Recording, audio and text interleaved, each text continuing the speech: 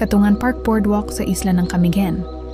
Ang Katungan Park Boardwalk sa Isla ng Camiguin ay lugar na tahimik, makabuluhang karanasan sa kalikasan. Sa pagpasok pa lamang sa lugar, sasalubong sa iyo ang malawak na tanawin ng mga bakawan na nagsisilbing tahanan ng iba't ibang uri ng isda, alimango at iba pang lamang dagat. Ang mahabang daan na yari sa kahoy o tabla na tinatawag na boardwalk ay nagdadala sa mga bisita sa gitna ng kagubatan ng bakawan, kung saan mararamdaman ang sariwang simoy ng hangin, katahimikan na malayo sa ingay ng syudad. Hindi lamang ito isang simpleng pasyalan, isa rin itong paalala ng kahalagahan ng pangangalaga sa ating kapaligiran. Ang bakawan ay nagsisilbing depensa laban sa malalakas na alon at bagyo at tirahan ng maraming nilalang na nakadepende rito para mabuhay. Kaya naman ang pagbisita sa Katungan Park ay hindi lang libangan, kundi isang karanasan na nagtuturo ng malasakit sa kalikasan. Ang bawat hakbang sa boardwalk ay tila paglalakbay sa mas malalim na pag-unawa na ang tunay na ganda ng isang lugar ay nasa simpleng ugnayan ng tao at kalikasan. Dito, matutuklasan natin na ang katahimikan ay may kasamang aral na ang kalikasan ay dapat pahalagahan at ipagmalaki. Sa huli, ang Katungan Park Boardwalk ay hindi lamang destinasyon, kundi isang alaala ng kapayapaan, pagninilay at responsibilidad.